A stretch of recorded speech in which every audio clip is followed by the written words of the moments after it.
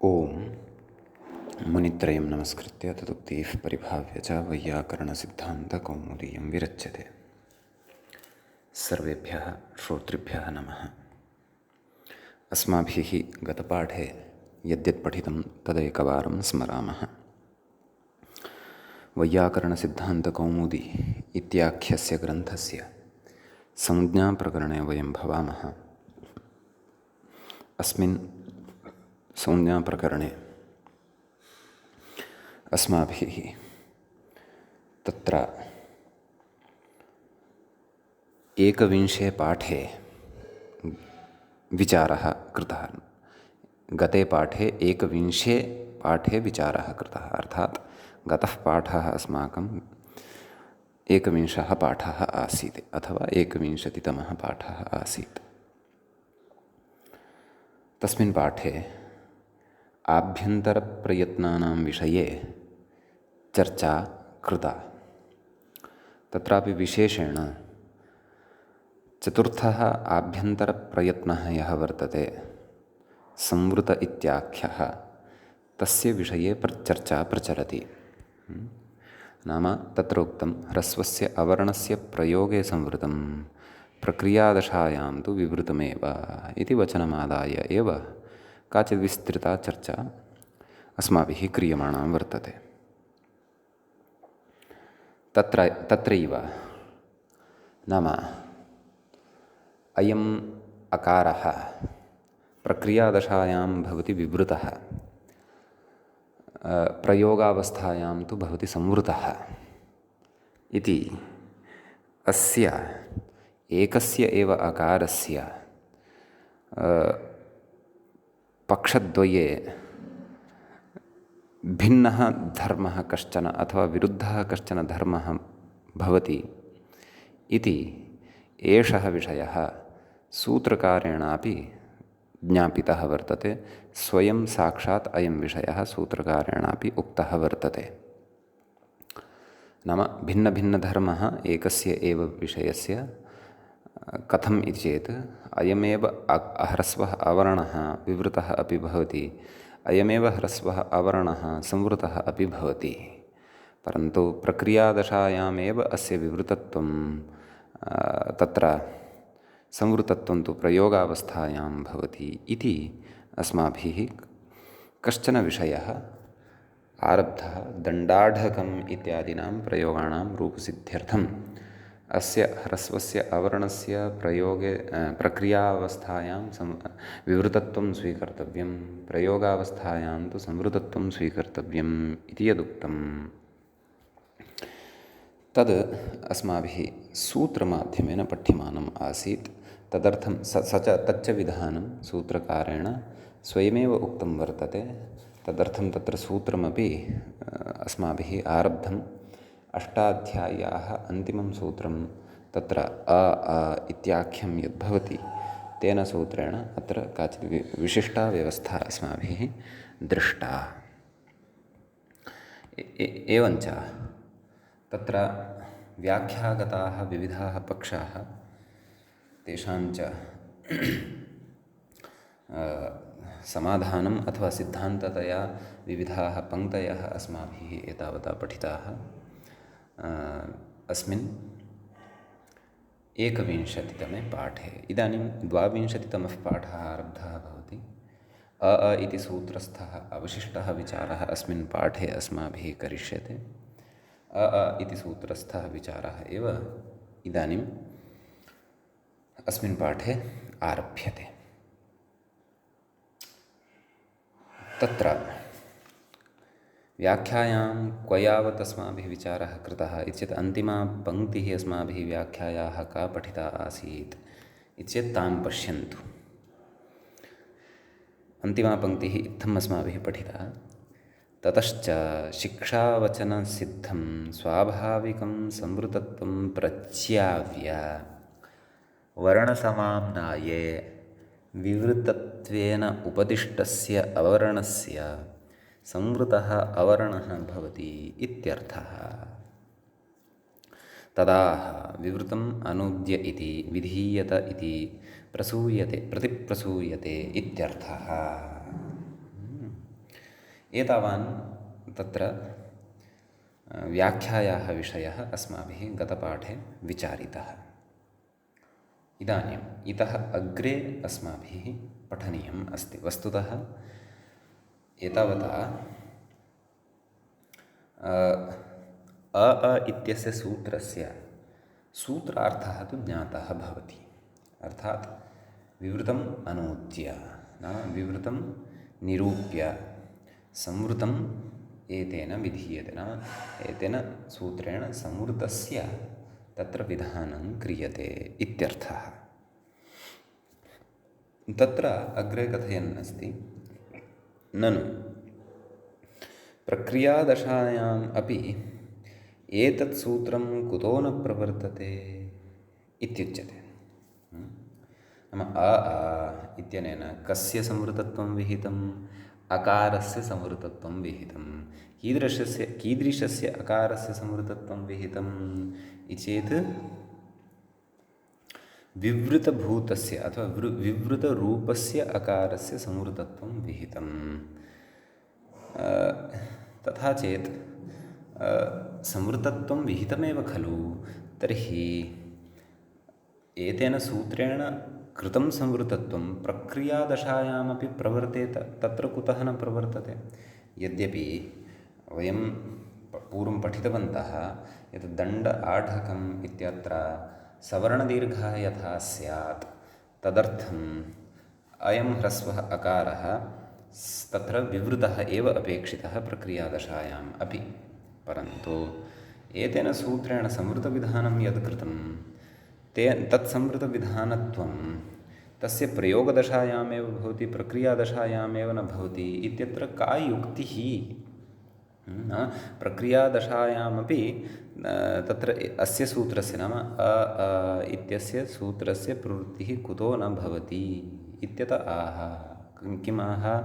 अस्य चेति, अर्थात् मूले उक्तं। किमुक्तं? मूले पश्यन्तु, अस्य च अष्टाध्यायीं सम्पूर्णां प्रति असिद्धत्वात्। नाम अस्य अष्टाध्यायीं सम्पूर्णां प्रति असिद्धत्वं वर्तते। नाम न सिद्धम् असिद्धम्, असिद्धस्य भावः असिद्धत्वम् इति। नाम इति सूत्रं तत्र कथयति अग्रे व्याख्यातारं पश्यन्तु। अस्य इति सूत्रस्य अस्य इति यद्मूले उक्तं तस्य कः अर्थः? अस्य अर्थात् इति सूत्रस्य स्वप्राक्तनीं कृत्सनाम् अष्टाध्यायीं प्रति असिद्धत्वात्। नाम अस्य इत्यस्य सूत्रस्य समग्रामपि अष्टाध्यायीं प्रति, ततः पूर्वं वृद्धिरादैच् इति सूत्रं यावत् असिद्धत्वात् नाम असिद्धत्वं वर्तते। असिद्धत्वम् इत्यस्य कः अर्थः ग्राह्यः? अविद्यमानत्वात्। नाम एषः एतद् इति सूत्रम् इतः पूर्वं वृद्धिरादैच् इत्यतः आरभ्य इत्यतः पूर्वं या अष्टाध्यायी वर्तते, एतम् एकं सूत्रम् इति एकं सूत्रं विहाय या समग्रा अपि अष्टाध्यायी वर्तते, तस्याः अष्टाध्याय्याः दृष्टौ इदम् इति सूत्रम् असिद्धं वर्तते। नाम विद्यमानं नास्ति, अविद्यमानम् अस्ति, तस्य अस्तित्वम् एव नास्ति इति अर्थः खलु। पुनः पश्यन्तु, अस्य इति सूत्रस्य स्वप्राक्तनीं कृत्स्नां, प्राक्तनीं नाम इतः पूर्वं या वर्तते, का कृत्स्ना, कृत्स्ना का समग्रा, तां कृत्स्नां काम् अष्टाध्यायीं प्रति, ताम् अष्टाध्यायीं प्रति असिद्धत्वं वर्तते। असिद्धं नाम अविद्यमानत्वं वर्तते। अतः तद् अविद्यमानत्वात् प्रक्रियादशायां विवृतत्वम् अस्ति एव इत्यन्वयः। नाम प्रक्रियादशायां विवृतत्वं भवत्येव इति। प्रक्रियायाः निर्वाहः कया क्रियते इति चेत् वृद्धिरादैच् इत्यतः आरभ्य तत्र अ आ इति सूत्रात् पूर्वं यानि सूत्राणि वर्तन्ते तावत् पर्यन्तं तत्र सूत्रैः काचित् प्रक्रिया विधीयते। नाम तैः सूत्रैः काचित् विशिष्टा शब्दान्वाख्यानपरा प्रक्रिया विधीयते, प्रक्रियायाः विषयः उच्यते। अतः किं कथयति, अस्य अ इति सूत्रस्य स्वप्राक्तनीम् अष्टाध्यायीं प्रति असिद्धत्वात् अविद्यमानत्वात् प्रक्रियादशायां विवृतत्वम् अस्ति एव। नाम प्रक्रियादशायां तु विवृतत्वम् अस्य भवति एव। कुतः? यतः समग्रा या अष्टाध्यायी वर्तते अ इति सूत्रं विहाय तस्याः अष्टाध्याय्याः दृष्टौ इदम् अ इति सूत्रम् एव नास्ति। तर्हि इदं सूत्रम् एव यदि नास्ति तर्हि तेन विहितं विवृतं विहितं संवृतम् अपि अथवा विहितं संवृतत्वम् अपि समग्रायाः अष्टाध्याय्याः दृष्टौ नास्ति। समग्राष्टाध्यायी नाम अ इति सूत्रवर्जा अष्टाध्यायी इति सूत्रवर्ज अष्टाध्यायी। एतत् सूत्रेण विहाय या अष्टाध्यायी वर्तते सा समग्रा अपि अष्टाध्यायी तत्र नाम तस्याः दृष्टौ अ इति सूत्रम् एव नास्ति। तर्हि अ इति सूत्रम् एव यदि नास्ति तर्हि अ इत्यनेन सूत्रेण विहितः यः अ इति वर्णः वर्तते संवृतः, नाम संवृतत्वं यद् विहितं तत् संवृतत्वमपि अस्य न भवति, नाम प्रक्रियादशायां न भवति इति अर्थः अत्र स्पष्टतया ज्ञातः भवति। तदेव उक्तवान्, अष्टाध्यायीं प्रति असिद्धत्वात् अविद्यमानत्वात् प्रक्रियादशायां विवृतत्वम् अस्ति एव। नाम प्रक्रियादशायां तु विवृतत्वं भवत्येव इति अत्र अवधानेन श्रोतव्यम्। अग्रेपि यद्यपि वयं समग्रम् एतं विषयम् अतीव विस्तरेण सूक्ष्मतया च विचारयिष्यामः, परन्तु एवं रीत्या अत्र समन्वयनं कर्तव्यं। नाम तत् सूत्रमेव यदि समग्रायाः अष्टाध्याय्याः दृष्टौ नास्ति तर्हि तेन सूत्रेण कृतं कार्यमपि कथं तस्याः अष्टाध्याय्याः दृष्टौ स्यात्? असिद्धत्वात् नास्ति एव खलु तेन कृतं कार्यम्। अतः तेन यद् विहितं संवृतत्वं तदपि संवृतत्वम् अत्र प्रक्रियादशायां न भवति इत्यर्थः। एवं खलु? अग्रे कथयति। किं कथयति इति चेत्, ननु प्रक्रियादशायां ह्रस्वस्य अवर्णस्य कथं स्वाभाविकात् संवृतत्वात् प्रच्यवः इति। नाम एतावता भवद्भिः उच्यमानं वर्तते यत् समग्रा या अष्टाध्यायी वर्तते तस्याः अष्टाध्याय्याः दृष्टौ अ इति यत् सूत्रं वर्तते खलु, येन सूत्रेण तत्र विवृतस्य अवर्णस्य स्थाने संवृतः अवर्णः विधीयते। एवं खलु, नाम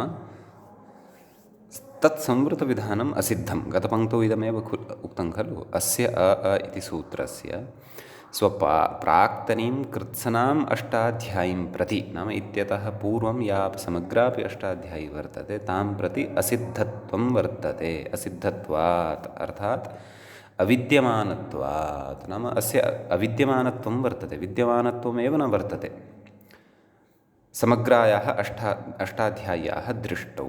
प्रक्रियादशायां विवृतत्वम् अस्ति एव इत्यन्वयः। नाम प्रक्रियादशायां तु विवृतत्वं भवति एव इति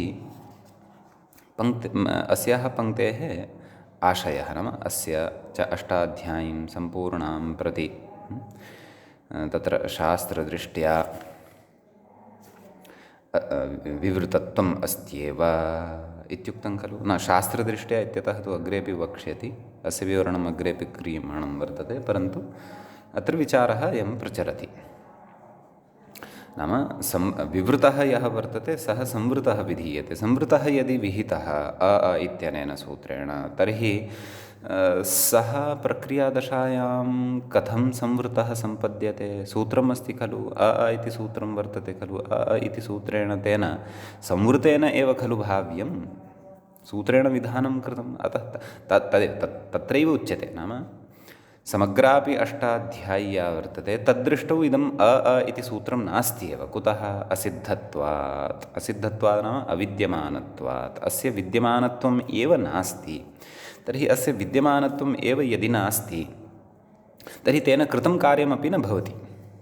तेन किं कृतं? संवृतत्वं कृतं। संवृतत्वं कृतम् इति समग्रा अपि अष्टाध्यायी न जानाति। अतः समग्रायाः अष्टाध्याय्याः दृष्टौ एषः ह्रस्वः अवर्णः यः वर्तते सः विवृतः एव वर्तते। विवृतस्य संवृतविधानं कृतम् इति तु वयं जानीमः, ये प्रोक्तारः स्मः।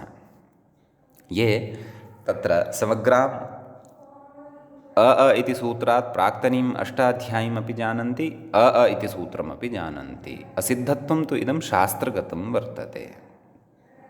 समीचीनम्। अतः एव कं पक्षम् आरब्धवान् पश्यन्तु। ननु प्रक्रियादशायां ह्रस्व अवर्णस्य कथं स्वाभाविकात् संवृतत्वात् प्रच्यवः। प्रच्यवः नाम तदेव पृथक्करणम् अथवा अपाकरणम् इति। नाम प्रक्रियादशा या वर्तते तस्यां प्रक्रियादशा का वर्तते? वृद्धिरादेच् इति सूत्रादारभ्य अ इति सूत्रतः पूर्वं ताभिः एतावत्या अष्टाध्याय्या काचित् प्रक्रिया विधीयते। तत्रापि अकारमादाय सर्वाणि सूत्राणि कार्याणि न कुर्युः।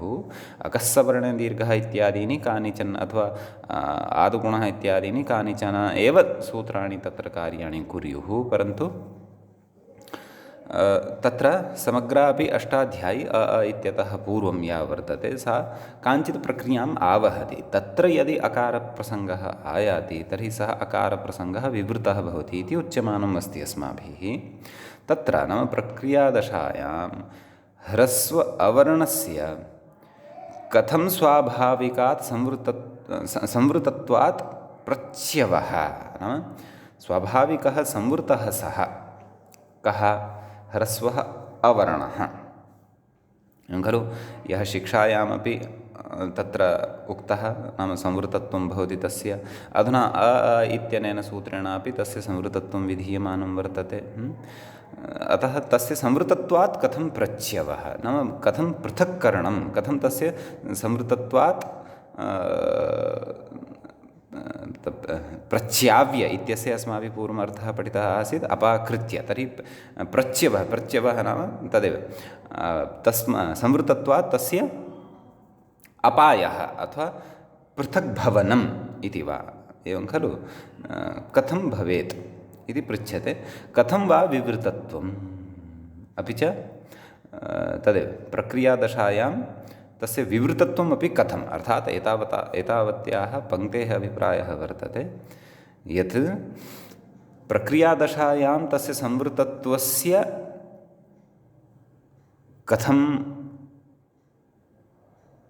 नाशः भवति, अपि च अर्थात् विवृतत्वं कथं भवति इत्यर्थः। अपि च विवृतत्वं सः ह्रस्वः अवर्णः कथं प्राप्नोति इति कथयन् इति प्रश्नद्वयस्य अपि अयम् अभिप्रायः अस्ति। सत्यम्, एतावता उक्तं। किमुक्तं नाम अयं ह्रस्वः अवर्णः यः वर्तते सः प्रक्रियादशायां विवृतः, प्रयोगवेलायां तु संवृतः इत्युच्यते। परन्तु प्रक्रियादशायामपि तस्य कथं विवृतत्वं न, कथं संवृतत्वधर्मस्य प्रच्यवः, नाम कथं संवृतत्वात् धर्मात् तस्य च्युतिः भवति, सः संवृतत्वधर्मं कथं त्यजति प्रक्रियादशायां, कथं वा विवृतत्वम्, अपि च विवृतत्वमपि तस्य कथं तिष्ठति इति कथयति। कुतः? तस्य आकारादिधर्मत्वात् इत्यत आह। नाम तस्य आकारादयः धर्माः भवन्ति एव खलु। नाम अकारात् तत्र ह्रस्वात् अकारात् दीर्घस्य अथवा प्लुतस्य आकाराः, प्लुताः ये आकाराः वर्तन्ते तेषां ग्रहणं भवत्येव खलु। एवं खलु नाम तस्य पृथक्तया आकारादयः अपि भेदाः वर्तन्ते एव खलु अतः ते आकारादयः धर्माः विवृताः भवेयुर्नाम एषः ह्रस्वः यः अकारः वर्तते सः अकारः संवृतः एव भवतु नाम किमर्थं तत्र प्रक्रियादशायामपि किमर्थम् अपि च कथं तस्य प्रक्रियादशायामपि तस्मिन् विद्यमानं यत् संवृतत्वं वर्तते तस्य प्रच्यवः नाम अपायः भवति कथञ्च तस्मिन् विवृतत्वं प्रविशति कुतः नाम तस्य आकारादयः धर्माः विशेषेण वर्तन्ते एव खलु अतः ह्रस्वः यत्र सः श्रूयमाणः वर्तते तत्र सः संवृतः भवतु दीर्घः यत्र श्रूयमाणः वर्तते तत्र सः विवृतः एव भवतु इत्यतः नाम एतादृशजिज्ञासायां कथयति किं कथयति मूले शास्त्रदृष्ट्या इति पश्यन्तु किमुक्तवान् शास्त्रदृष्ट्या विवृतत्वम् अस्त्येव नाम तत्र अस्य च अष्टाध्यायीं समग्रां प्रति असिद्धत्वात् नाम समग्राम् अष्टाध्यायीं प्रति अस्य सूत्रस्य असिद्धत्वं भवति अथवा एतमेव विषयं प्रकारान्तरेण यदि कथयामि समग्रा या अष्टाध्यायी सा अष्टाध्यायी तस्याः अष्टाध्याय्याः दृष्टौ इदम् इति सूत्रं नास्ति एव अविद्यमानं वर्तते विद्यमानमेव नास्ति इति तथापि अस्य अष्टाध्यायीं सम्पूर्णां प्रति असिद्धत्वात् शास्त्रदृष्ट्या विवृतत्वम् अस्ति एव नाम अस्य इति कस्य अस्य इति इति सूत्रस्य नाम अस्य च अष्टाध्यायीं सम्पूर्णां प्रति असिद्धत्वात् नाम इति सूत्रस्य असिद्धत्वात् शास्त्रदृष्ट्या विवृतत्वं भवत्येव नाम शास्त्रदृष्टिः शास्त्रस्य या दृष्टिः वर्तते शास्त्रं किं तदेव वृद्धिरादैः इत्यतः आरभ्य इत्यतः पूर्वं यद्यपि इत्यपि शास्त्रं तत् शास्त्रं नास्ति इति नाङ्गीकुर्मः अस्ति परन्तु शास्त्रगता या प्रक्रिया वर्तते इत्यतः पूर्वं तस्याः दृष्टौ तु विवृतत्वं भवति एव समीचीनं कुतः भवति तदस्माभिः ज्ञातमेव वर्तते खलु युक्तिः पुरतः एव अस्ति किल किं विवृतम् अनुद्य संवृतः अनेन विधीयते नाम तत्र विवृतं निरूप्य नाम यः विवृतः एतावता आसीत् तस्य संवृतत्वम् एतेन विधीयते केन इति सूत्रेण परन्तु विशेषः एषः यत् संवृत्तविधानानन्तरमपि तत्र प्रक्रियावेलायाम् एषः संवृतः न भवति तत्र विवृतः एव भवति तत्र पुनः अहं किमर्थम् इदं कथयन् अस्मि यत् एषः विषयः तत्र ज्ञातव्यः कः नाम असिद्धत्वविचारः इदानीम् अग्रे आरप्स्यते नाम समग्रा अपि या अष्टाध्यायी तद्दृष्टौ इदम् इति सूत्रमेव नास्ति तर्हि इदं सूत्रमेव यदि नास्ति तर्हि तेन कृतं कार्यमपि तद्दृष्टौ नास्ति तेन कार्यं किं क्रियते तेन कार्यं क्रियते संवृतविधानं तत्संवृतविधानं समग्रायाम् अष्टाध्याय्यां नान्तर्भवति कुतः यतोहि समग्रा अष्टाध्यायी इति सूत्रं विहाय एतत् सूत्रं न जानाति किमर्थं न जानाति कुतः न जानाति तत्तु युक्तिः अग्रे वक्तव्या अस्ति इदानीं पूर्वत्र सिद्धम् इत्यनेन सा युक्तिः ज्ञास्यते नाम तत्र नाम समग्रा अष्टाध्यायी या वर्तते अतः पूर्वं वृद्धिरादैचित्यतः आरभ्य अतः पूर्वं तस्याः दृष्टौ तत्र इति सूत्रमेव नास्ति इति किं सूत्रकारेण क्वापि उक्तं वा इति चेत् सत्यम् उक्तं पूर्वत्र सिद्धम् इति सूत्रमेव तत्र भवति एवं किल अतः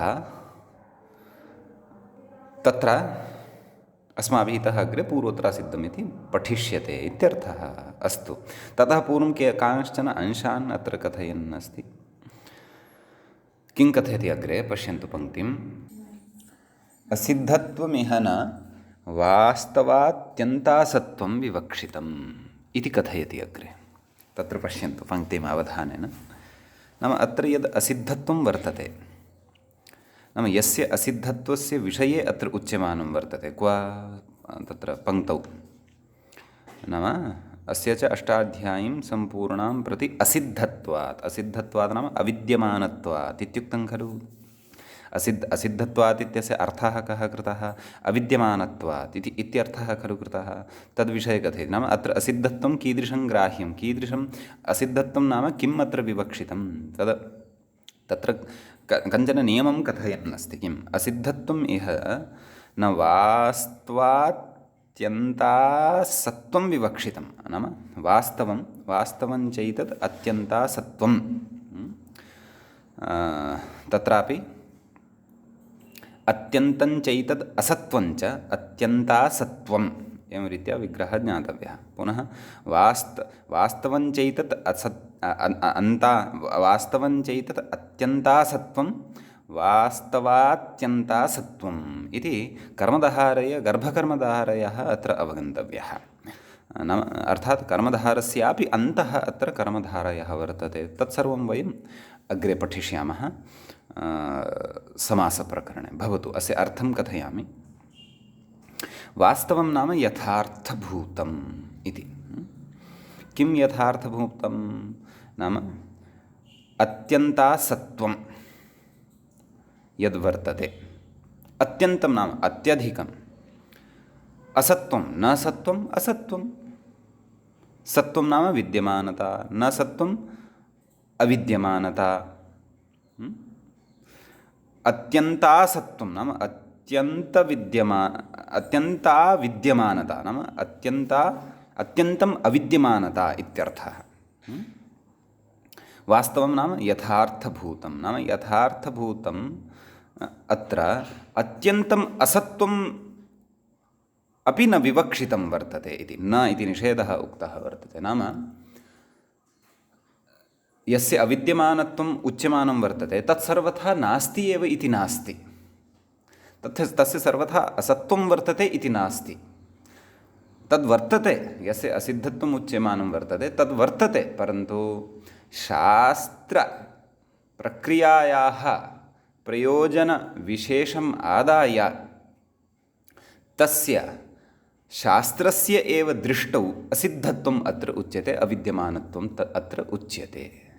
तत्सर्वथा नास्ति इति नास्ति। वयं ये अध्येतारः स्मः, येषां पुरतः अष्टाध्यायी वर्तते, तेषां दृष्टौ तु तद् अस्ति एव। नाम अस्माकम् अध्येतॄणाम् अथवा शब्दस्य अन्वाख्यानाय ये सिद्धाः वयं जाताः स्मः, तेषां पुरतः तु अत्र इदम् अ इति सूत्रमपि वर्तते। ततः पूर्वं वृद्धिरादैच् इति सूत्रादारभ्य तत्र अ इति सूत्रात् प्राक्तनं सूत्रं यावत् या अष्टाध्यायी वर्तते सा अष्टाध्यायी अपि वर्तते एव अस्माकं तु। परन्तु कश्चन नियमः क्रियते। नाम वृद्धिरादैच् इत्यतः आरभ्य अतः पूर्वं या अष्टाध्यायी वर्तते समग्रापि अ इति सूत्रं विहाय तस्याः दृष्टौ अस्य अ इति सूत्रस्य असिद्धत्वं वर्तते, नाम अविद्यमानत्वं वर्तते। एवं किल सर्वथा अविद्यमानत्वम् अस्ति इति नास्ति। नाम अत्यन्तासत्त्वं तत्र वास्तवात्यन्तासत्त्वं तत्र तस्य वर्तते। नाम यथार्थभूतं तस्य सर्वविधरीत्या अपि तस्य असत्त्वं नाम अविद्यमानता एव वर्तते इति तु अत्र न विवक्षितं। तस्य विषये निषेधं कुर्वन् अस्ति। तादृशम् अत्र न विवक्षितम्। अग्रे कथयति।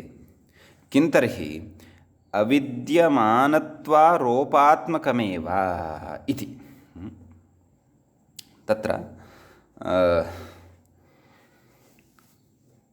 नाम किं तर्हि इत्यत्र पृच्छति। अविद्यमानत्व आरोपात्मकमेव नाम अविद्यमानत्वं यद्वर्तते तादृशम् अत्र किम् आरोपात्मकत्वमात्रमेव वर्तते। नाम एतद् नास्ति इति केवलः आरोपः एव अस्ति। आरोपः नाम अध्यारोपः एव वर्तते। अध्यारोपमपि अथवा आरोपम् अपि यदि तत्र सरलतया कथयामि, नाम सः अस्ति, परन्तु सति तस्मिन् तस्य कृते भवान् नास्ति इति वचनस्य करणं तत्र कश्चन आरोपविशेषः वर्तते। नाम असिद्धत्वं। नाम त्वम् असिद्धोऽसि यद्यपि सः अस्ति तथापि तस्य कृते नाम पुरतः विद्यमाने यः धर्मः तस्मिन् नास्ति तस्य धर्मस्य बलात् तस्मिन् सङ्क्रामणम् अथवा बलात् तस्मिन् स्थापनम् अत्र आरोपः इत्युच्यते। अतः किं तादृशम् अत्र नाम अविद्यमानत्वभूतं यद् आरोपात्मकत्वं वर्तते किं तादृशम् अत्र तर्हि वर्तते इति चेत् एतद्वाक्यं भवन्तः द्विधा द्रष्टुं शक्नुवन्ति। किं तर्हि इत्यस्य प्रश्नत्वेन अपि अत्र एतद्वाक्यम् अवगन्तुं शक्नुवन्ति अथवा किं तर्हि इत्येतद् भवन्तः किन्तु एतस्मिन् अर्थे मेलनेन यदि पठन्ति तर्हि किन्तु इत्यपि भवन्तः तत्र अवगन्तुं शक्नुवन्ति वाक्यं। नाम प्रश्नेनैव सः उत्तरं कथयन् अस्ति इति एतादृश्या शैल्या सः वाक्यं लिखितवान् अस्ति। प्रश्नमपि पूर्णतया नास्ति। यदि प्रश्नः स्यात् तर्हि प्रश्नवाचकचिह्नम् अग्रे उपस्थापयेत्, परन्तु तथा न कृतवान्। किं तर्हि अविद्यमानत्व आरोपात्मकमेव इति नाम तत्र तस्य अविद्यमानत्वस्य आरोपात्मकत्वम् एव वर्तते। कस्य यस्य असिद्धत्वम् उच्यमानं वर्तते। नाम केवलः सः आरोपमात्रः वर्तते शास्त्रीयायाः कस्याश्चित् व्यवस्थायाः निर्वहणाय। नाम इति सूत्रम् असिद्धं वर्तते नाम अविद्यमानं वर्तते इति कश्चन आरोपविशेषः एव क्रियते। वस्तुतः तत्सूत्रं सर्वथा नास्ति इति अभिप्रायः। नाम तत्सूत्रम् अस्ति एव, परन्तु समग्रायाः अष्टाध्याय्याः दृष्टौ नास्ति इत्यर्थः। समीचीनम्। अग्रे कथयति एतावता न स्वाभाविकस्य संवृतत्वस्य अवर्णात् प्रच्यवः इति।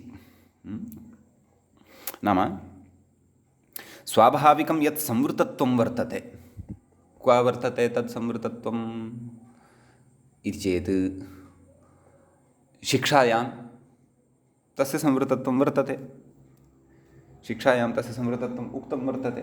ततः अयुण् इत्यस्मिन् सूत्रे सः अकारः विवृतत्वेन उपदिष्टः इति अस्माभिः भाष्यवचनमादाय खलु ज्ञातं वर्तते। एतावता व्याख्यात्रा अस्माकं कृते ज्ञापितम् एवं किल।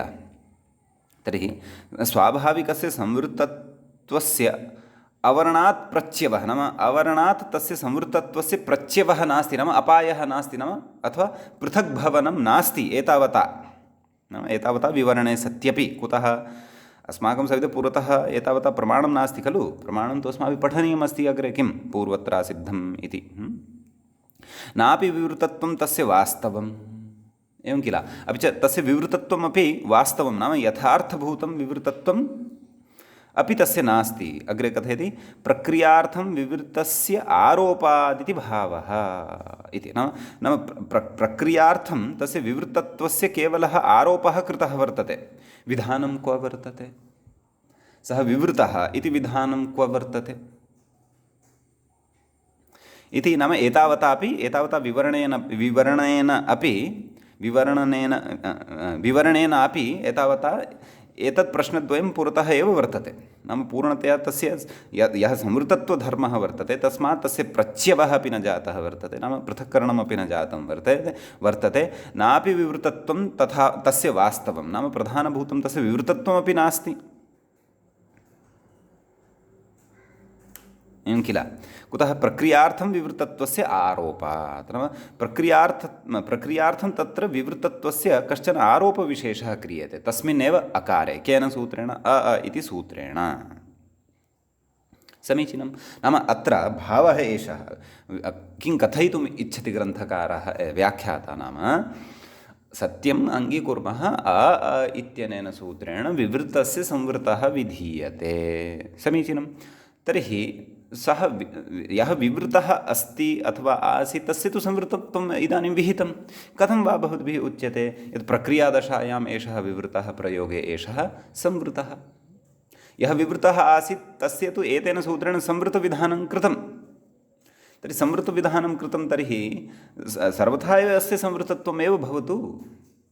कथम् अस्य विवृतत्वम् अपि अस्ति तत्तु पङ्क्तौ उक्तम्। एतावता च सामान्येन अस्माभिः ज्ञातं। नाम इदम् इति सूत्रं तत्र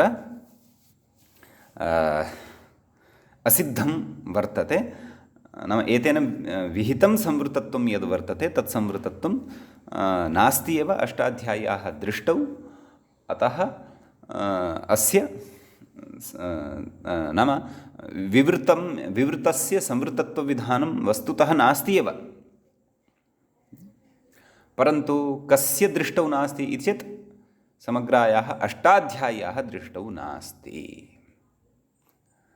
तद्दृष्टौ तु ह्रस्वः अवर्णः तत्र विवृतः एव वर्तते, संवृतः नास्ति। संवृतः तु अस्माकं कृते वर्तते। वयं च जानीमः, ओह् यः विवृतः आसीत् एतावता समग्रायाम् अष्टाध्याय्यां तस्य संवृतविधानं कृतं, तत् किमर्थं कृतं, तस्य संवृतत्वं भवतु इति एतदर्थं। संवृतत्वं च किमर्थं भवतु, यत् तस्य प्रयोगसमये अथवा व्यवहारसमये तस्य विवृतत्वेन उच्चारणं मा भवतु। व्यवहारसमये तस्य संवृतत्वेन एव उच्चारणं भवतु। तदर्थं तत्र अ इति सूत्रं वर्तते। परन्तु एते नियमाः ये अस्माभिः ज्ञाताः एतावता, तेषां नियमानां नाम एतत् सर्वम् असिद्धत्वं वर्तते, शास्त्रदृष्ट्या सिद्धत्वं वर्तते विवृतत्वस्य, क्षन्तव्य शास्त्रदृष्ट्या विवृतत्वं भवत्येव अवर्णस्य। अपि च समग्र अष्टाध्यायी अ इति सूत्रम् एतेन सूत्रेण च विहितं कार्यं न जानाति इति कृत्वा समग्रायाः अष्टाध्याय्याः दृष्टौ अयम् अवर्णः विवृतः एव वर्तते। समीचीनं। ततः नाम समग्र अष्टाध्यायी अस्य संवृतत्वं न जानाति इति एतावता अस्माभिः शास्त्रप्रामाण्यपूर्वकं न ज्ञातं वर्तते। एतावता काचित् चर्चा एव प्रचलति। नाम एवं रीत्या अग्रे भविष्यति, एवं रीत्या वयं पठिष्यामः इति काचित् चर्चा एव प्रचलति। परन्तु तत्र किं प्रमाणं, किं तादृशं वचनं, येन वचनेन इदं सिद्धं भवति यत् समग्राम् अष्टाध्यायीं प्रति अ इति सूत्रमेव नास्ति। तेन अ इत्यनेन विहितं संवृतत्वम् अपि समग्रायाः अष्टाध्याय्याः दृष्टौ नास्ति इति एतस्य सिद्धान्तस्य ज्ञापकं वचनं किं तदेव अग्रिमायां पङ्क्तौ कथयन्नस्ति। पश्यन्तु। ननु अ इति सूत्रस्य कृत्स्नां नाम समग्राम् अष्टाध्यायीं प्रति असिद्धत्वे किं प्रमाणम् इत्यत आह। नाम प्रमाणं किं वर्तते। समग्रापि अष्टाध्यायी असिद्धः समग्रायाः अष्टाध्याय्याः दृष्टौ इदम् अ इति सूत्रम् असिद्धं वर्तते इति कृत्वा इत्यत्र तत्र प्रमाणं किम् इति चेत् तत् प्रमाणं प्रकटीकर्तुम् अथवा प्रमाणम् उद्धर्तुं कथयति अग्रे किं तथा च सूत्रमिति मूले पश्यन्तु। तथा च सूत्रं। समीचीनम्। अतः यद्यपि मध्ये अत्र व्याख्याने बहुविधाः विचाराः अथवा विशिष्टवाक्यरचनया उक्तं स्यात्, भवन्तः तां वाक्यरचनामादाय एतावता कृतं विचारं अवगतवन्तः स्युः इति भावयामि। तथापि यदि एतत् सर्वं श्रुत्वापि काचित् क्लिष्टता इति भाति तर्हि पुनः एकवारं मूलं गच्छन्तु। मूले या पङ्क्तिः उक्ता, अस्य च अष्टाध्यायीं सम्पूर्णां प्रति, नाम अस्य कस्य अ इति सूत्रस्य समग्राया अष्टाध्यायी वर्तते तां प्रति असिद्धत्वात्, नाम असिद्धत्वं वर्तते। नाम इदं सूत्रम् अविद्यमानं वर्तते समग्रायाः अष्टाध्याय्याः दृष्टौ इत्यर्थः। शास्त्रदृष्ट्या विवृतत्वम् अस्ति एव, नाम शास्त्रदृष्ट्या विवृतत्वं भवति एव ह्रस्वस्य अवर्णस्य। परन्तु तत् कथं, तत्र सूत्रम् अग्रे उच्यते। तथा च सूत्रम् इत्यर्थः। समीचीनम्। अस्तु। तथा च सूत्रमिति मूले उक्तं किल। तथा च सूत्रं नाम अग्रे सूत्रं अत्र प्रदीयमानं वर्तते, उच्यमानं वर्तते। नाम येन अयं समग्रोऽपि सिद्धान्तः स्फुटः भविष्यति। व्याख्याता अग्रे कथयति, चोह्यर्थे नाम मूले ग्रन्थकारेण च इति अव्ययं यत् पठितं तद् अव्ययं हि इत्यस्मिन् अर्थे वर्तते इत्यर्थः। हि इति अवधारणादिषु अर्थेषु प्रयुज्यमानं किञ्चन अव्ययं वर्तते। तस्य अव्ययस्य अर्थे अत्र चकारः प्रयुक्तः वर्तते। तथा च इत्यत्र चो ह्यर्थे अर्थात् चः ह्यर्थे। अत्र भवतां शङ्का स्यात्, चः इति कथं प्रयोगः क्रियमाणः वर्तते? नाम सन्धिवशात् चो इति जातं वर्तते। हसि च इति सूत्रस्य प्रवृत्त्या च शब्दात् सुप्रत्ययः कृतः, सुप्रत्ययस्य रुत्वं, रुत्वस्य उत्वं, ततः गुणः, चो ह्यर्थे इत्युक्तं। देवो याति इतिवत् चो ह्यर्थेति। तर्हि च इति तु अव्ययं भवति भोः। च इत्यस्मात् तु यः सुप आगच्छति तस्य तु लुक् भवति खलु। च च च च च च च च एवमेव सर्वदा रूपाणि भवन्ति, एकमेव रूपं भवति, रूपमेव न भिद्यते। अत्र चो इति कथमुच्यते चेत् सत्यं, परन्तु अत्र अव्ययस्य निर्देशार्थं तस्य प्रकृतेः अनुकरणमात्रं विधाय निर्देशः क्रियते। नाम तत्र अव्ययत्वेन निर्देशः न क्रियते, तस्य अव्ययस्य या प्रकृतिः वर्तते, च इत्यस्य अव्ययस्य का प्रकृतिः वर्तते, च इत्येव प्रकृतिः वर्तते, यस्मात् प्रत्ययः भवति। यतः अव्ययानामपि पदत्वं भवति इति वयम् अग्रे पठिष्यामः, परन्तु प्रकृते च इति यः प्रयुक्तः वर्तते सः साक्षात् अव्ययत्वेन न प्रयुक्तः वर्तते, परन्तु अव्ययस्य निर्देशाय मात्रं तस्य केवला तस्य प्रकृतेः अनुकरणं विधाय तस्य निर्देशार्थं तत्र तस्य अनव्ययत्वेन निर्देशः अत्र कृतः वर्तते। चः ह्यर्थे नाम च इति यद् अव्ययं वर्तते तद् हि इत्यस्य अर्थे वर्तते। हेः अर्थः ह्यर्थः। अत्रापि तद्वदेव षष्ठीसमासः वक्तव्यः भवति। हि यद्यपि अव्ययं, परन्तु षष्ठीसमासत्वेन यदा विभागः कर्तव्यः तर्हि हेः अर्थः ह्यर्थः इति वक्तव्यं। तत्र हि इत्यस्य प्रकृतेः अनुकरणं विधाय तस्य सामान्येन राम इत्यादिवत् रूपाणि भवन्ति, प्रयुज्यन्ते। परन्तु एतत् प्रकृतेः अनुकरणं केवलं शास्त्रे तेषां निर्देशार्थमेव भवति। वयं लोके एतेषां प्रयोगं कर्तुं न शक्नुमः, अथवा व्यवहारे एतेषां प्रयोगः न भवति इति। एतस्मिन् विषये वयम् एतस्य किञ्चिदिव बीजं भवतां बुद्धौ आरोपितम्। अस्मिन् विषये प्रकृतिवदनुकरणं भवति इति काचित् परिभाषा अस्माभिः अग्रे पठिष्यते। यदा पठिष्यते तदा एषः विषयः इतोपि स्फुटः भवति। सद्यः सामान्येन अत्र उक्तः मया, यद्यपि अस्मिन् विषये अस्माभिः ज्ञातव्यम् अग्रे इतोपि वर्तते। भवतु नाम। तर्हि अस्य सरलतया अर्थः, अस्याः पङ्क्तेः सरलतया अर्थं भवन्तः एतदेव जानन्तु। कस्याः पङ्क्तेः? चो ह्यर्थे इत्यस्याः। नाम चकारः च इति अव्ययं यद् मूले, तथा च सूत्रम् इत्यत्र च इति यद् मध्ये पठितं ग्रन्थकारेण तस्य हि इति अर्थः वर्तते। हि इत्यस्य च कः अर्थः? अवधारणादयः अर्थाः भवन्ति। इतोपि अधिकानां हि इत्यस्य अर्थानां परिज्ञानाय भवन्तः तत्र कोशान् द्रष्टुम् अर्हन्ति। भवतु अग्रे कथयति। तथा तथा नाम तस्य अस्य वाक्यस्य अर्थं कथयन् अस्ति। चकारस्य अर्थम् आदौ उक्तवान्, नाम तथा च सूत्रम् इत्यत्र च इत्यस्य तु अर्थः उक्तः, नाम ह्यर्थे च प्रयुक्तः वर्तते। तथा इत्यपि प्रयुक्तं खलु मूले। तथा इत्यस्य अर्थं कथयति, तेन प्रकारेण बोधकं सूत्रं हि इत्यर्थः। तथा अर्थात् तेन प्रकारेण यद् बोधकं सूत्रं वर्तते तद् एवं वर्तते। तेन प्रकारेण, केन प्रकारेण? यः विषयः पूर्वम् उक्तः। कः विषयः? नाम असिद्धत्वं भवति। कस्य भवति? इति सूत्रस्य भवति। कस्याः दृष्टौ भवति? प्राक्तनी कृत्स्ना या अष्टाध्यायी वर्तते, नाम समग्रापि या अष्टाध्यायी वर्तते तस्याः दृष्टौ अस्य असिद्धत्वं भवति इति एतादृशः इति एवं प्रकारेण यत् पूर्वम् उक्तं तेन प्रकारेण तस्य बोधकं सूत्रम् एवं रीत्या भवति इत्यर्थः। कथयति,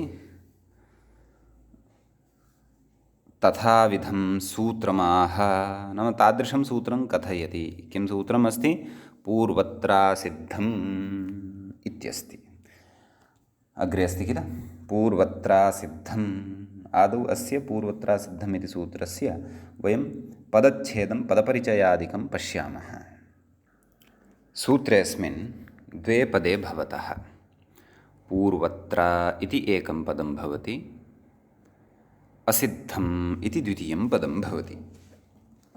पूर्वत्र इति यत् पदं वर्तते तत्पदं भवति अव्ययपदं, तस्य अव्ययत्वं वर्तते। तत्र वस्तुतः पूर्वत्र इत्यस्य अर्थः कः? पूर्वस्मिन् इति। पूर्वस्मिन् इत्यस्य इति सप्तमी विभक्तेः एकवचनम् अस्य नाम यः अर्थः वर्तते अथवा अस्य विग्रहवाक्यं यद्भवति पूर्वत्र इत्यत्र तद्धितान्तः प्रयोगः एषः वर्तते अथवा तद्धितान्तम् इदम् अव्ययं वर्तते। तर्हि पूर्वत्र कः अर्थः? पूर्वस्मिन्। अत्र पूर्वशब्दात् सप्तम्यास्त्रल् इति एकं सूत्रम् अस्माभिः तद्धितप्रकरणे पठिष्यते। तेन सूत्रेण त्रल् इति प्रत्ययः भवति। अतः पूर्व त्रल्, त्रल् इत्यस्य त्र इति अवशिष्यते, पूर्वत्र इति भवति। पूर्वत्र इत्यस्मात् सुप्रत्ययः आगच्छति, परन्तु तस्य सुप्रत्ययस्य लोपः भवति।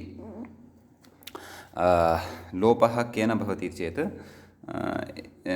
तत्र अव्ययादाप्सुपः नाम पूर्वत्र इति अव्ययं भवति इति कृत्वा अव्ययादाप्सुपः इत्यनेन तस्य लोपः अस्माभिः भवति ज्ञातव्यः।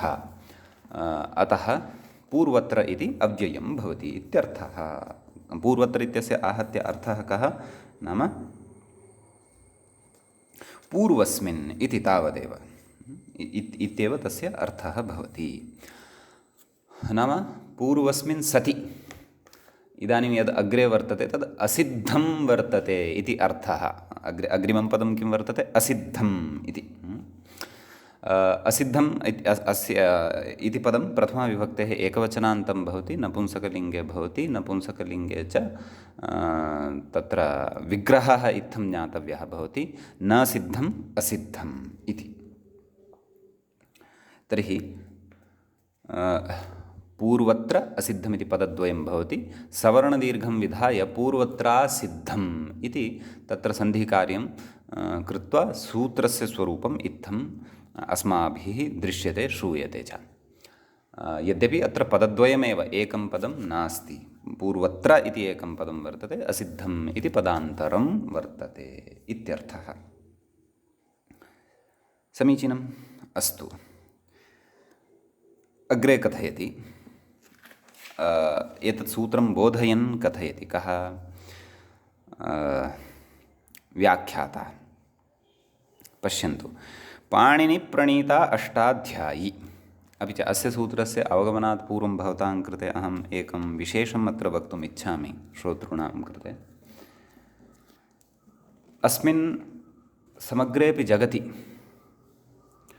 पाश्चात्याः वा भवन्तु, भारतीयाः वा भवन्तु, ते सर्वेपि एतावत्पर्यन्तं बुद्धिमत्सु जनेषु अथवा मानवसमुदाये बुद्धिमान् कश्चन यदि सम्पन्नः, नाम यस्य बुद्धिमत्तरत्वं वर्तते, नाम यस्य बुद्धिमत्वं सर्वेषु अधिकं विलक्षणं च वर्तते, सः कः इति चेत् सः महर्षिः पाणिनिः। एतावता कश्चन मानवः स्वकीयायाः बुद्धेः उपयोगं तत्र वैज्ञानिकाः कथयन्ति मैनस् मध्ये अपि पूर्णतया न करोति, मैनस् कोटि अपि या भवति तत्रापि पूर्णतया न करोति। अधिकाधिकं यः अस्मिन् अस्यां धरण्यां स्वबुद्धेः उपयोगं यः IQ इति भवति, स्वबुद्धेः यावत् प्रयोगं कृतवान् सः अधिकाधिकं तत्र 1% अपि अतीव क्लेशेन अद्यावधि मानवः स्वस्याः बुद्धेः प्रयोगं कृतवान् अस्ति। तावत् बुद्धेः सामर्थ्यं मानवस्य सविधे वर्तते। तर्हि 1% यदि मानवेन एतावता बुद्धेः प्रयोगं न कृतं स्यात् तर्हि पश्यन्तु मानवस्य बुद्धेः सामर्थ्यं क्व स्यात्। तादृशबुद्धिसामर्थ्यस्य परिगणनासमये अपि सर्वेपि पाश्चात्याः भारतीयाश्च मुक्तकण्ठेन इदम् अङ्गीकुर्वन्ति यत् पाणिनिसदृशः बुद्धिमान् जनः, बुद्धेः तीक्ष्णतायुक्तः अथवा बुद्धेः प्रयोगः येन सर्वाधिकतया कृतः सः अस्यां धरण्यां पाणिनिः आचार्यः भवति। पाणिनेः तत्र उत्कृष्टबुद्धेः प्रमाणं तदीयं शास्त्रं भवति। तत्रापि तस्य अत्यौत्कृष्टस्य विशिष्य उदाहरणं भवति पूर्वत्रा सिद्धम् इति। एतां व्यवस्थां यथा यथा भवन्तः अग्रे अग्रे पठिष्यन्ति, ज्ञास्यन्ति, आचरणे च भवतां यदा नाम आचरणे नाम वैचारिके आचरणे च यदा भवतां पाणिनिः अवतीर्णः भविष्यति अन्तः, तदा भवतां ज्ञानं भविष्यति यत् कथं पाणिनिः तत्र तस्य बुद्धेः सर्वेषु मानवेषु औत्कृष्ट्यं कथं गम्यते। एतावता भूते वर्तमाने च पाणिनिसदृशः बुद्धेः प्रयोगकर्ता नास्ति। अग्रिमे अपि लोके कश्चन भवितुम् अर्हति, न भवितुम् अर्हति इति न वदामः, परन्तु नाम भवेत् यदि तर्हि तु सः विलक्षणः एव विषयः भविष्यति। एतत् तदीयं शास्त्रं दृष्ट्वा अस्माभिः ज्ञायते। अतः तत्रापि विशेषेण पाणिनेः बुद्धेः अत्युत्कृष्टम् उदाहरणं भवति पूर्वत्रा सिद्धं। पूर्वत्रा सिद्धं नाम भवन्तः यदा अग्रे समग्रां व्यवस्थाम् अस्य सूत्रस्य पठिष्यन्ति, अत्र तु केवलं किञ्चिदेव चर्च्यते अस्मिन् प्रसङ्गे, परन्तु अग्रे अग्रे यथा भवन्तः गमिष्यन्ति, पठिष्यन्ति, तदा तदा भवतां रोमहर्षः शरीरे भविष्यति। कथं सः अतीव विलक्षणया बुद्ध्या तत्र शास्त्रस्य ग्रथनं कृतवान्, शास्त्रस्य उपनिबन्धनं, शास्त्रस्य निबन्धनं कृतवान्, कीदृशी अद्भुता कल्पना तस्य वर्तते। तां कल्पनां पुरस्कृत्य सः सर्वेषामपि वैदिकानां लौकिकानां च शब्दानाम् अन्वाख्यानं कर्तुम् आरब्धवान्, कृतवान्। अत्यद्भुतरीत्या तेन अतीव वैज्ञानिकरीत्या च तेन पूर्वत्रा सिद्धम् एतादृशः अतीव विलक्षणः कश्चन नियमः रचितः इति एतस्मिन् विषये भवन्तः पूर्वत्रा सिद्धं पठित्वा ज्ञास्यन्ति। नाम पाणिनेः उत्कृष्ट नाम सर्वोऽपि ग्रन्थः उत्कृष्टः, सर्वेपि तस्य सर्वाणि वचनानि उत्कृष्टानि एव। तत्रापि पूर्वत्रा सिद्धम् इति सूत्रस्थः विचारः यः भवति सः अतीव अतीव विलक्षणः भवति। अतीव तेन नाम तस्य कस्यचित् विशिष्टस्य बहुषु जन्मसु अर्जितस्य योगबलस्य एव अयं परिणामः यत् सः एतादृशीं रचनां कृतवान् पूर्वत्रा सिद्धम् इत्याख्यां।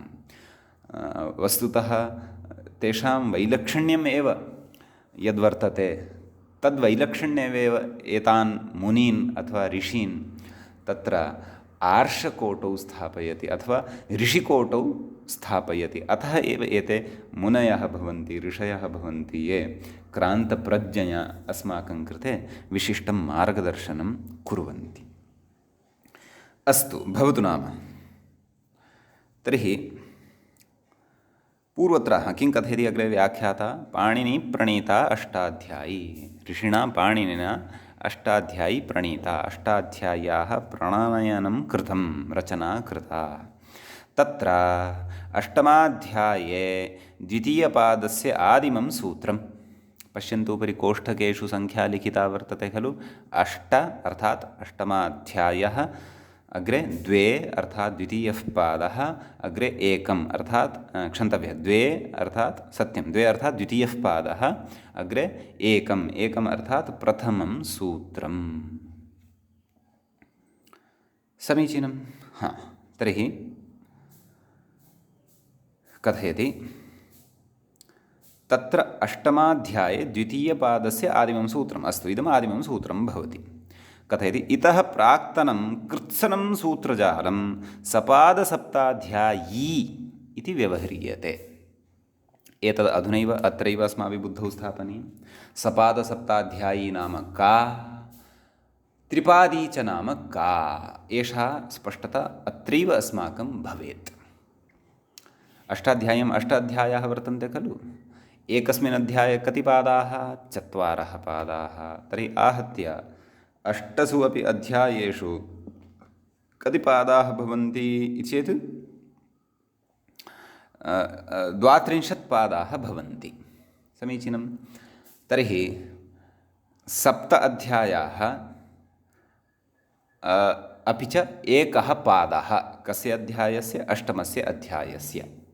एतावान् भागः अतीतः भवति। कस्मात् पूर्वं? पूर्वत्रासिद्धम् इति सूत्रात् पूर्वम्। अतः एव इतः प्राक्तनः भागः सपादसप्ताध्यायी इत्युच्यते। सपादसप्तानाम् अध्यायानां समाहारः सपादसप्ताध्यायी इत्युच्यते। यथा त्रयाणां लोकानां समाहारः त्रिलोकी इति, एवं सपादसप्तानाम् अध्यायानां समाहारः सपादसप्ताध्यायी। अकारान्तोत्तरपदो स्त्रियामिष्टः इति अग्रे पठिष्यामः वयं तत्पुरुषसमासप्रकरणे। त्रिलोकी, सपादसप्ताध्यायी इत्यादीनि रूपाणि तत्र पठिष्यामः। समीचीनं। तर्हि इतः प्राक्तनं नाम तर्हि 7 अध्यायाः प्लस्, अर्थात् तस्मिन् एकः पादः इतोपि योज्यते यदि, तर्हि सपादसप्ताध्यायः। यथा घटी भवति खलु, एका घटी भवति, घट्याः 4 भागाः भवन्ति। तत्र 15 निमेषाणाम् एकः पादः भवति, अग्रिम 15 निमेषाणाम् एकः पादः भवति, अग्रिम 15 निमेषाणाम् एकः पादः भवति, अग्रिम 15 निमेषाणाम् अन्तिमः 4थः पादः भवति। एवमेव अत्रापि एकस्य अध्यायस्य 4 पादाः वर्तन्ते। तर्हि 7 अध्यायाः ये सन्ति तेषु एकः पादः इतोपि यदि योज्येत तर्हि तत् किमुच्यते? सपादसप्ताध्यायी। यथा वयं 7:15 कृते वदामः, किं वदामः? सपादसप्तवादनं। तद्वदत्रापि सपादसप्ताध्यायी, अर्थात् 7 अध्यायाः 8माध्यायस्य च एकः पादः सपादसप्ताध्यायी इति व्यवह्रियते। तद्बुद्धौ अस्माभिः दृढतया स्थापनीयं। समीचीनं। कथयति उपरितनं नाम ततः अग्रे। उपरि इत्यस्य कः अर्थः? अग्रे नाम ततः अग्रे अथवा ततः ऊर्ध्वं तु कृत्सनं सूत्रजालं त्रिपादीति व्यवह्रियते इति स्थितिः। ततः अग्रे नाम कति पादाः अवशिष्टाः? 3 पादाः अवशिष्टाः। ते 3 पादाः त्रिपादी इति नाम्ना व्यवह्रियन्ते। 3 पादानां समाहारः त्रिपादी, 3 लोकानां समाहारः इतिवत्, त्रिलोकीवत् त्रिपादी। तर्हि अत्र स्पष्टतया अस्माकं बुद्धौ स्यात्। किं स्यात्? नाम तत्र सपादसप्ताध्यायी का, त्रिपादी का। सपादसप्ताध्यायी 7 अध्यायाः 8माध्यायस्य च प्रथमः पादः। त्रिपादी नाम 8माध्यायस्य 2. पादः, 3. पादः, 4. पादः त्रिपादी इति नाम्ना व्यवह्रियते। एवं किल इत्यस्ति स्थितिः। तर्हि इतः अग्रे अस्माभिः अत्र केचन विचाराः सन्ति। ते विचाराः अपि श्रोतव्याः वर्तन्ते। यद्यपि मूले तु पूर्वत्रासिद्धम् इति उक्त्वा किम् उक्तम्? अधिकारोऽयम् इत्युक्तं। तस्मिन् विषये अपि वयं पठिष्यामः। एवं किल। तर्हि अग्रे इदानीं ये विचाराः सन्ति तान् विचारान् शृण्वन्तु, नाम अधः पश्यन्तु, व्याख्यायामेव पश्यन्तु। अधिकारोऽयम् इति किञ्चित् 3-4 पङ्क्तीः विहाय ततः अग्रे अधिकारोऽयम् इति विचारः इत्यस्य विचारस्य आरम्भः अग्रे करिष्यते। परन्तु ततः पूर्वं केचन विचाराः अत्र सन्ति उच्यमानाः। ते विचाराः अस्माभिः श्रोतव्याः सन्ति। तर्हि एतावता तु अस्माभिः केवलं पूर्वत्रासिद्धम् इति यदिदं सूत्रं वर्तते तस्य सूत्रस्य पदच्छेदः अपि च तस्य सूत्रस्य अर्थः अस्माभिः अवगन्तव्यः वर्तते। तदर्थं तत्र विशिष्टयोः 2 शब्दयोः तत्र विशेषेण अस्माभिः चर्चा कृता। नाम पूर्वत्रासिद्धम् इति सूत्रं यत्र पठितं वर्तते ततः प्राक्तनः अष्टाध्याय्याः समग्रः अपि भागः केन नाम्ना व्यवह्रियते, अर्थात् सपादसप्ताध्यायी इति नाम्ना व्यवह्रियते। ततः च अग्रे विद्यमानः भागः सः केन नाम्ना व्यवह्रियते इति चेत् त्रिपादी इति नाम्ना व्यवह्रियते। अतः एतावन्तम् एव विषयम् अद्य तावत् वयं तत्र बुद्धौ स्थापयेम। अपि च यः विचारः प्रचलति अत्र कं विचारमादाय अस्माभिः अत्र अयम् असिद्धत्वपक्षः आरब्धः वर्तते तदपि बुद्धेः तस्यापि अपसारणं मा भवतु। यतोहि अत्र वयं पठन्तः स्मः यः अकारः यः वर्तते सः संवृतः प्रयोगदशायां विवृतश्च तत्र प्रक्रियादशायां भवति। तद् इति सूत्रस्य पूर्वत्रासिद्धम् इति सूत्रस्य च अवगमनात् पूर्वं पूर्णतया स्पष्टतां प्राप्स्यति सः विचारः, यत् इति प्रक्रियादशायां विवृतः अपि च प्रयोगवेलायाम् अथवा व्यवहारवेलायां तु सः संवृतः एव भवति इति। अस्तु, इतः अग्रे नाम तत्र व्याख्यातुः या पङ्क्तिः अस्ति अग्रिमा, तत्र यदीदं सूत्रम् इत्यादि पङ्क्तिः या वर्तते ततः अग्रे वयम् अग्रिमे पाठे पठिष्यामः। अद्य तावत् अत्रैव मङ्गलं कुर्मः। मुनित्रयं नमस्कृत्य तदुक्तिः परिभाव्य च वैयाकरणसिद्धान्तकौमुदीयं विरच्यते इति एतावान् विशेषः अस्मिन् 22 पाठे प्रवृत्तः। अग्रिमः पाठः 23 पाठः भविष्यति। सर्वेभ्यः श्रोतृभ्यः नमः।